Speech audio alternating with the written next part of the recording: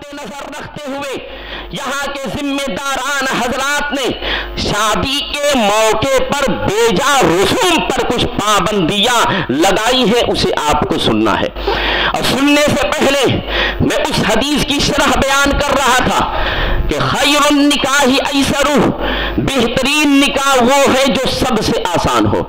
इसकी शरह में हजरत अल्लामा मुफ्ती अहमद यार खान नईमी लिखते हैं कि बेहतरीन निकाह वो है आसान। आसान का मतलब ये है कि लड़की और लड़का वालों का खर्च जिसमें कम हो वो बेहतरीन है। लेकिन हम और आप क्या समझते हैं, जिसमें स्टार्टर हो 3 तरह के, जिसमें मछली भी हो, मुर्गा भी हो, बकरा भी हो, सालन भी हो, रोटी अलग से नान का भी हो, शिरमाल का भी हो, चावल हो, जर्दा हो, उसके बाद चाट हो, माट हो, शाट हो, गोलगप्पे हो, तो चाय हो, कॉफी हो, ठंडा हो, बिरयानी हो, तो उसे इंसान समझता है बहुत बड़ा काम किया है। ये काम नहीं किया है। उसका लहजा बताता है कि तकब्बुर है, उसका तेवर बताता है कि तकब्बुर है, उसका लहजा ये हमें इशारा करता है कि ये रियाकारी कर रहा है। दौलत थी तो मस्जिद में देते, दौलत तो थी तो शरीयत की पासदारी के लिए खर्चे करते, दौलत थी तो इस्लाम की हक्कानियत को बुलंद करने के लिए खर्चे करते, दौलत थी तो परचम इस्लाम को लहराने के लिए काम करते, दौलत थी तो मसाजिद के काम करते, दौलत थी तो इस्लाम के जो कवानीन उसूल कुरान और हदीस की किताबों में लिखे हुए हैं उन किताबों को खरीद कर उलमा के हवाले कर देते, तो ये दौलत तुम्हें इस दुनिया में भी काम आती और आखिरत में भी काम आती। अजीजाने गिरामी वकार, इसलिए निकाह को आसान करने के लिए जिन इक़दाम को उठाते हुए बेहतरीन कारकरी का मुजाहिरा किया है अहले बजरडीहा ने, वो काबिल तहसीन है, काबिल मुबारकबाद है। इसलिए मैं उन चीजों को आपके सामने पेश कर रहा हूं, आप बगौर उसे समाअत फरमाए और समाअत फरमाने के बाद उसे अमली दुनिया में लाने की खूब से खूब कोशिश करें। इसमें 20 चीजों को मुरत्तब किया गया है और ये वो चीजें हैं जिन पर सबका इत्तेफाक हुआ है। अब मैंने पहले ही आपको बता दिया कि कुछ चीजें निकाह के जो अरकान है, पहले आप वो सुन लें। निकाह कहते किसको है, निकाह कैसे होता है? 2 गवाहों की मौजूदगी में, जो बशरा हो, बेहतर गवाह हो, मुसलमान गवाह हो, 2 गवाहों की मौजूदगी में ईजाब व कबूल करने का नाम निकाह। और निकाह के बाद पहली शब गुजार कर जो दिन आए उसमें कुछ मुसलमान को अपने आसपास के लोगों को, कराबतदारों को, पास पड़ोसियों को, दोस्तों अहबाब को बुलाकर खाना खिला देना या कुछ भी पेश कर देना, यह है सुन्नत वलीमा। अब कहीं कहीं इस सुन्नत को भी तर्क किया जा रहा है।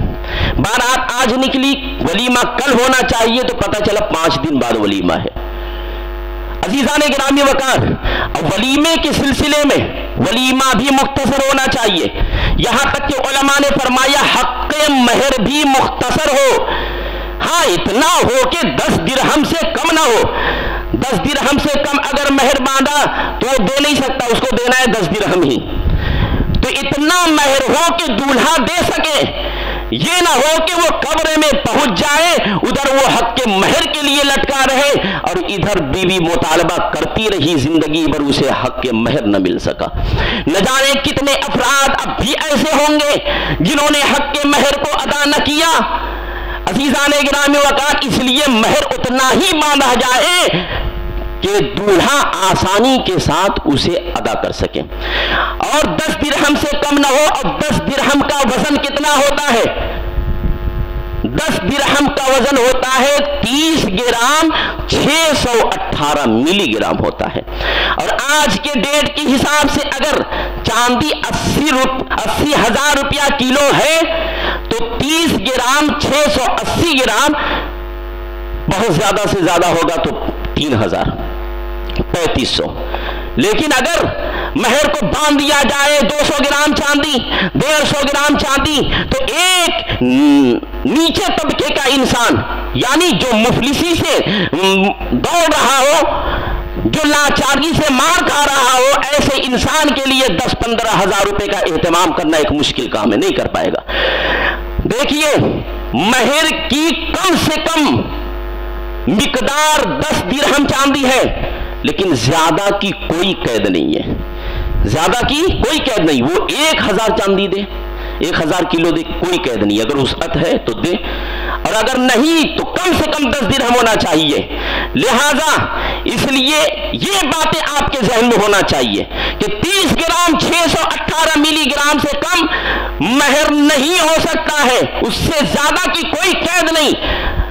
हाँ, अगर आपको लग रहा है कि हम 10 ग्राम 15 ग्राम भी दे देंगे तो ज्यादा, तो आप वो कर सकते हैं, लेकिन इससे कम की कोई गुंजाइश नहीं। अजीजान गिरामी वकार, तो मैं उन चीजों को आपके हवाले कर रहा हूं।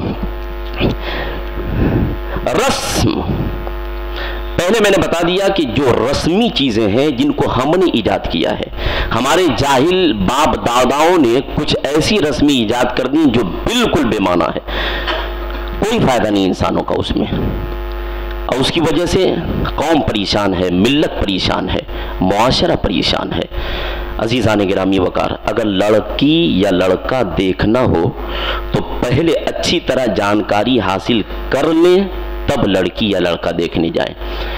न जाने कितनी मर्तबा ऐसा हुआ है, आपने देखा होगा, सुना होगा कि एक एक लड़की को या एक एक लड़का को 10-10 मर्तबा, यानी 10-10 लोग 10-10 जगह से देखने आते हैं।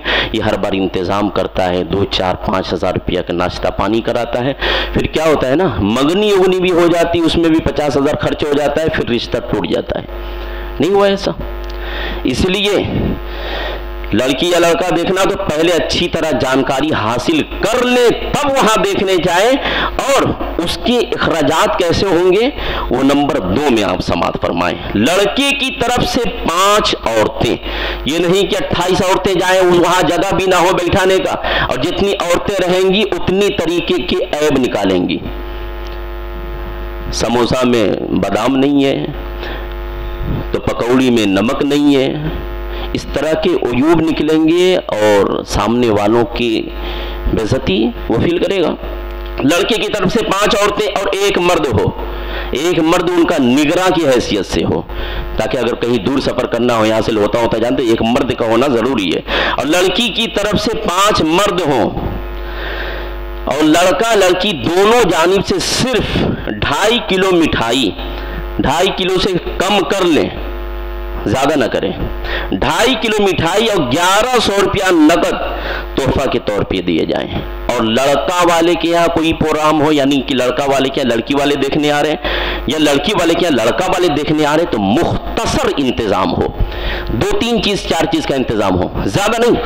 ये नहीं कि भाई छनने वाला 3 सामान, पापड़ का चाटे सामान, 3 तरीके की मिठाई होनी चाहिए, 2 तरीके ठंडा है तो चाय नहीं, मुख्तसर इंतजाम हो। और ये सिर्फ निकाह अभी नहीं हुआ है भाई, ये निकाह का प्रोग्राम चल रहा है। प्रोग्राम करने में कुछ लोग इतने खर्च कर देते हैं कि निकाह की नौबत ही नहीं आती है, इतना खर्च हो जाता है। दिन तारीख के मौके पर स्टार्टर वगैरह का कोई ख्याल न रखें। दिन तारीख के मौके पर दूल्हा की तरफ से सिर्फ 5 अफराद हाजिर हो और खाने का कोई इंतजाम नहीं हो, मुख्तसर पानी पीने का इंतजाम हो। चाय पान चूंकि यहाँ के एक खास चीज है ना, तो उसका हो, 1-2 सामान पानी वानी पीने का हो, बहुत लंबा चौड़ा ना हो, क्योंकि निकाह को आसान किया जा रहा है। आसान वही है कि फरीकैन का उसमें खर्च कम हो, तो कम खर्च कीजिए, जायदाद को बचाइए, बच्चों को पढ़ाइए। कम जमीन हो तो जमीन बढ़ाइए, जायदाद कम हो तो जायदाद बढ़ाइए।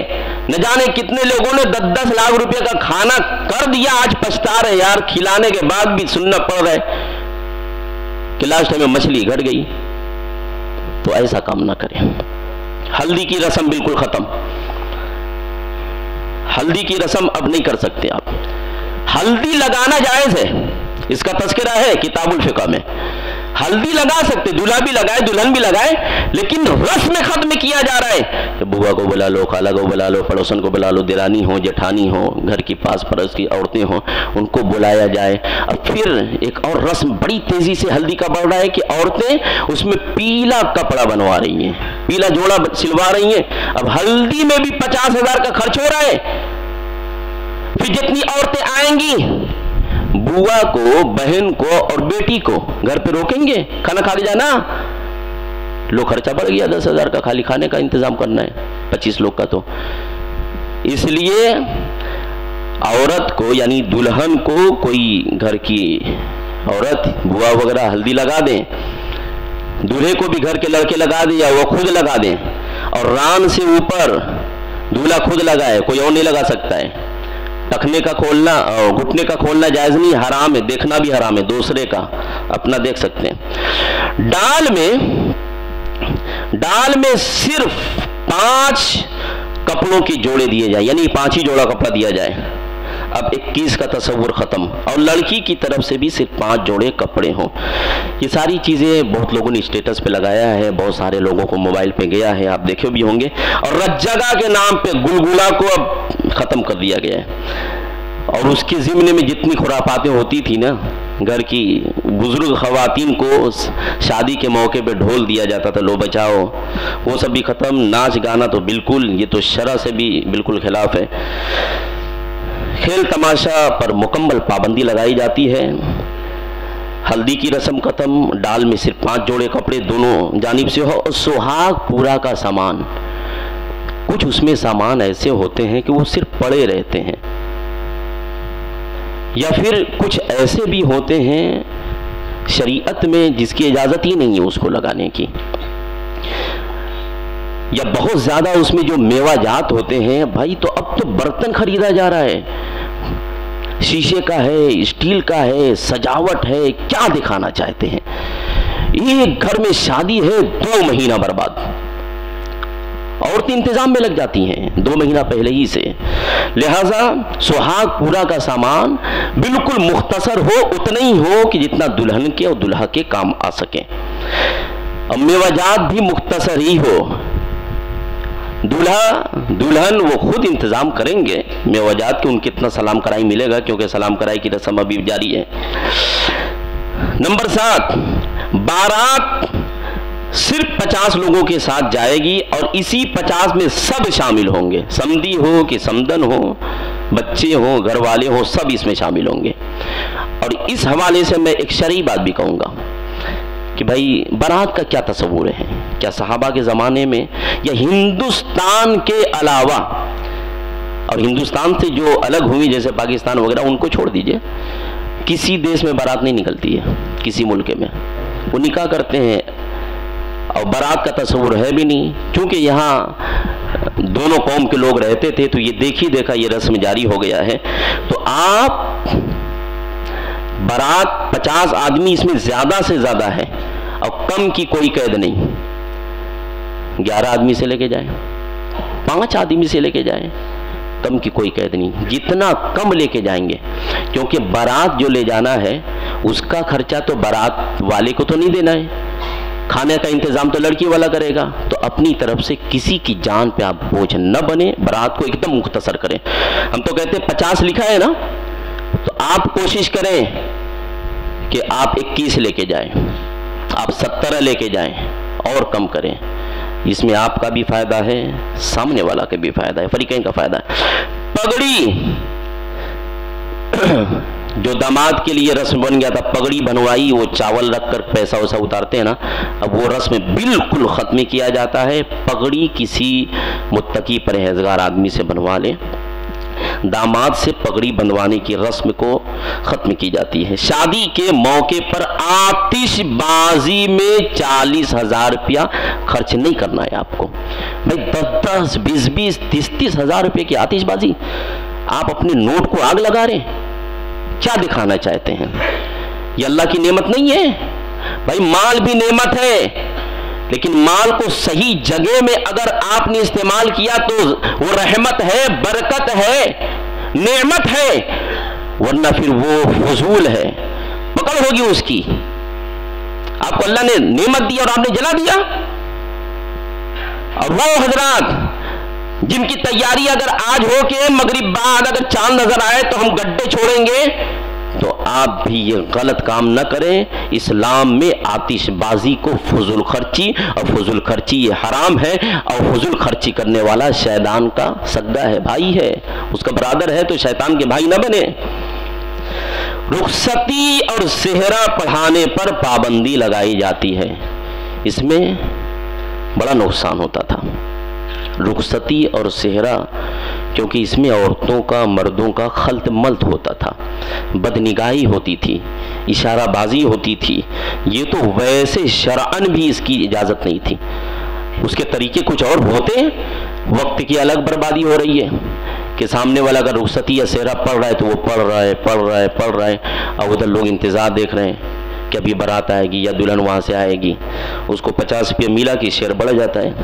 और जूते चुराने की रस्म भी ख़त्म की जाती है। अब जूता वूता मत चुराइएगा,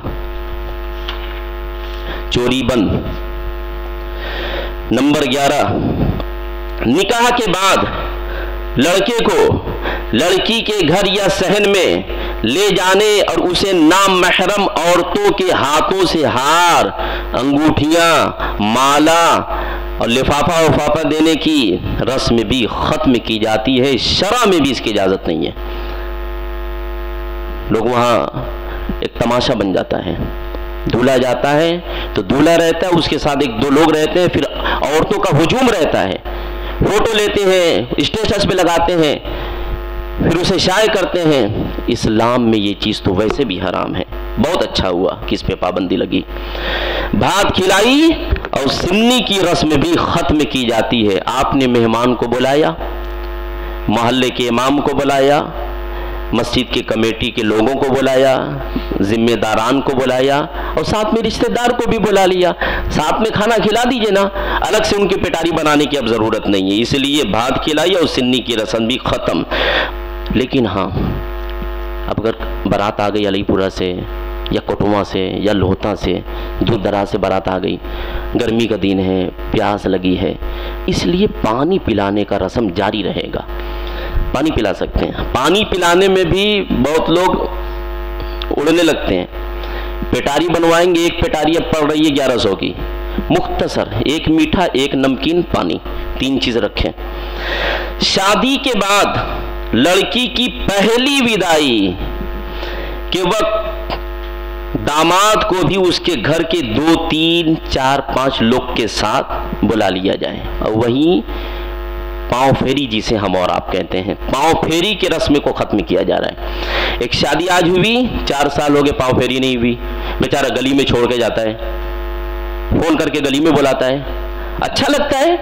घर का दामाद चौराहे पे बुलाता है।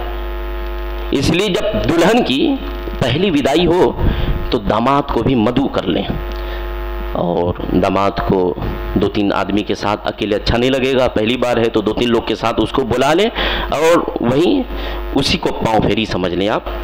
लेकिन पाँव फेरी अलग से करने की अब इजाज़त नहीं है। महर की रकम, महर के सिलसिले में मैंने कुछ गुफ्तगू की है, उसे मद्देनज़र रखें। कम से कम कितना है? 30 ग्राम, 618 मिलीग्राम। महर की रकम जो निकाह का लाजमी वाजिबी हिस्सा है, लड़का और लड़की की बाहमी रजामंदी से तय की जाए। कोशिश करें कि महर इसमें लिखा है 111 ग्राम चांदी से कम न हो, ये इनका मुत्तफ़क़ा फैसला है। लेकिन शरीयत ने जिस बात की इजाज़त दी है आप वो कर सकते हैं, इसमें कोई मुज़ायक़ा नहीं है। अगर आपकी ताकत है कि 35 ही ग्राम आप दे पाएंगे तो दीजिए, कोई दिक्कत नहीं है। जो चीज़ें मैं अपनी तरफ से बोल रहा हूँ, क्योंकि ये महर की बात है, तो हमारे जो ज़िम्मेदारान हजरात वो ये ना समझें कि ये उसूल के ख़िलाफ़ बोल रहे हैं। जो इसमें लिखा है खिलाफ की बात नहीं है, इसमें लिखा है 100, और ऐसे भी आमतौर से यहाँ 100 ग्राम रखते ही हैं। शादी या वलीमे में मुआशरे के हर तबके की सादगी और एहतराम को मद्देनज़र रखते हुए छोटे या बड़े जानवर के गोश्त या मुर्गी के गोश्त में से सिर्फ एक किस्म का सालन रखा जाए। स्टार्टर, चाट और हर किस्म की पकवान पर पाबंदी लगाई जाती है। सिर्फ एक तरह का खाना रखना है।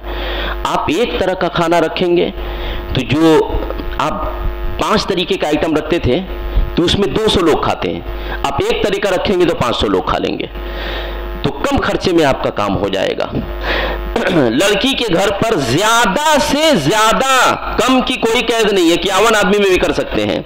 ज्यादा से ज्यादा 500 लोगों का प्रोग्राम, और लड़का के घर ज्यादा से ज्यादा 700 लोगों की दावत का प्रोग्राम हो, यानी वलीमे का। इससे कम की कोई कैद नहीं। इसमें आपको तो बेइंतहा खुश होना चाहिए। कम की कोई कैद नहीं।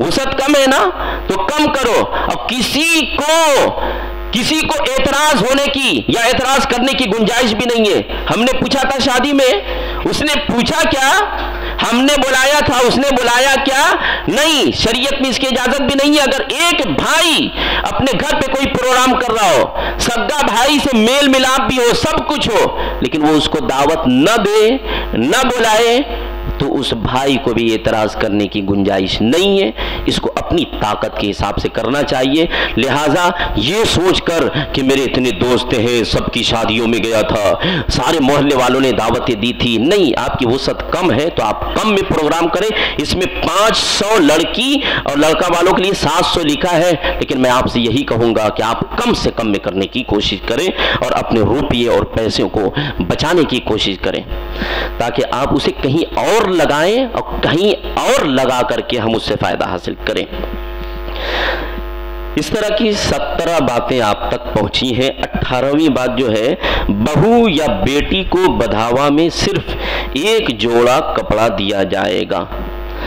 बियहुआ और दिखहुआ की रस्म को बिल्कुल खत्म किया जाता है और ईदी के नाम पर दिए जाने वाले सामान पर पाबंदी लगाई जाती है। अब जिनकी शादी अब तक हो चुकी, यानी कुछ महीना पहले, और ईदी का प्रोग्राम अभी बाकी होगा, तो अब उसके लिए भी इजाज़त नहीं है कि वो ईदी का प्रोग्राम रखे, क्योंकि ये कानून 1 रमज़ान शरीफ से नाफिज हो रहा है, लागू हो जाएगा। इसलिए आप प्रोग्राम न रखें। हाँ, कुछ लोग ये कह सकते हैं कि हमने कुछ इंतज़ाम किया है, कुछ जोड़े मंगवाए हैं, कुछ बर्तने हैं, आप आजकल में उसको यूं ही पहुंचा दीजिए बेटी के घर। लेकिन ईदी के नाम पर के सामान को बिल्कुल फैलाया जाए, बेड पर रखा जाए, घर की औरतें हों, पास पड़ोस की औरतें हों, देरानी जेठानी, और उसके बाद बड़ी अम्मी हों, चच्ची हों और बुआ लोग हों, दिखाया जाए, देखेंगी वो बर्तनवा तो कम है, वो तो भूल ही गई, पंदान नहीं है, फिर इंतज़ाम करना पड़ता है। तो इसलिए तो अब ये सारा चक्कर आपका ख़त्म हो रहा है। आप अपनी बेटी को जो देना हो आजकल में दे दें। ईदी का प्रोग्राम आप नहीं रख सकते हैं, यानी जो ईदी दी जाती है, और जब ईदी ख़त्म तो सिमई पिया तो ऑटोमेटिक ख़त्म। इन तमाम कवानीन का मकसद क्या है? मकसद ये है कि खुशी के तमाम तरीक़ों को सादगी से रखा जाए और मुआशरे के हर तबके की आसानी और जज्बात का पूरा ख्याल रखा जाए। खिलाफ वर्जी है 20 चीज़ें जो इसमें हैं वो तो मैंने सुना दिया, आप इसे पढ़ भी लेंगे। ताकीदी नोट कि अगर किसी ने इस पर अमल नहीं किया तो साइड इफेक्ट क्या है, खिलाफ वर्जी करने वाले के लिए का अंजाम क्या होगा, उसको कौन सी सजा मिलने वाली है, क्या होगा, क्या करेंगे मोहल्ले वाले उसके साथ, ये भी तो सुने। जो शख्स सबकी मुत्तफिका बातों की खिलाफ वर्जी करेगा उसके घर न सरदार महतो, न इलाके के मुअज़्ज़ज़ और बाअसर लोग शरीक होंगे, न ही उलमा, हुफाज, अइम्मा निकाह पढ़ाने जाएंगे, और न उसके घर की शादी में शरीक होंगे। कोई ये सोच सकता ना हो, मेरा क्या जाता है, सोच सकता है। तो भाई जब एक आदमी आपको पूछा है तो इंसान जिल्लत करता है कि उसको ना पूछें, तो मोहल्ले के बाअसर लोग को कैसे छोड़ेंगे, मोहल्ले के चुनिंदा अफराद को कैसे छोड़ेंगे, मुअज़्ज़ज़ लोगों को कैसे छोड़ेंगे, सबको छोड़ देंगे, इमाम साहब को कैसे छोड़ेंगे? चलो इमाम साहब को छोड़ दिया, किसी और से निकाह पढ़वा लेंगे, लेकिन निकाह पढ़ाने वाले को कैसे छोड़ेंगे? नहीं छोड़ेंगे ना, उसको पकड़ के रखना है ना। तो इस पे अमल करना पड़ेगा, क्योंकि जितने उलमा हैं जामिया हनफिया गौसिया के, जितने मुदर्रिसीन हैं, सैयद साहब किबला हैं, उनके शहजादे आए थे मीटिंग में, इस पे राज़ी हैं, कोई निकाह भी पढ़ाने के लिए नहीं जाएगा। लेकिन अल्हम्दुलिल्लाह मुझे 100% उम्मीद है कि इसकी नौबत नहीं आएगी, क्योंकि जायज़ा लिया जाता है ना, चलते फिरते लोगों से बात होती है, मुलाकात होती है, कुछ लोगों ने अपनी राय को पेश किया और बहुत सारे लोगों से बात हुई, तो इससे यही पता चला कि 99.99% लोग इससे मुत्तफिक हैं और सब चाहते थे कि इस पर कुछ हो, नहीं होता था, मजबूरन करते थे, क्या करें। लेकिन अब आपको कोई मजबूरी नहीं है, अब आप सब इस पर कायदे से अमल करें, और हिदायत भी यही की जाती है कि वो कवानीन पर सख्ती से अमल करें। और ये सारे कवानीन 1 रमज़ानुल मुबारक से नाफिज किए जा रहे हैं। आज 29 तारीख है शाबान की, आज चाँद देखने का एहतमाम करें। अगर चाँद नज़र आ गया आज, तो आज तरावी भी होगी, कल पहला रोज़ा होगा और कल से यही हुक्म नाफिज हो जाएगा। और इसमें ख़ास ख्याल रखना है सबसे पहले ईदी वालों को, क्योंकि रमज़ान शरीफ में आमतौर से शादी ब्याह तो नहीं करते, लेकिन ईदी की रस्म को अंजाम देते हैं, इसलिए ईदी की रस्म को ख़ास ख्याल करते हुए आप उस रस्म को न बजा लाएँ। बातों को अब यही ख़त्म करते हैं। अस्तग़फिरुल्लाह अल-अज़ीम, अस्तग़फिरुल्लाह रब्बल बराया व नस्तग़फिरुल्लाह मिनल ख़ताया।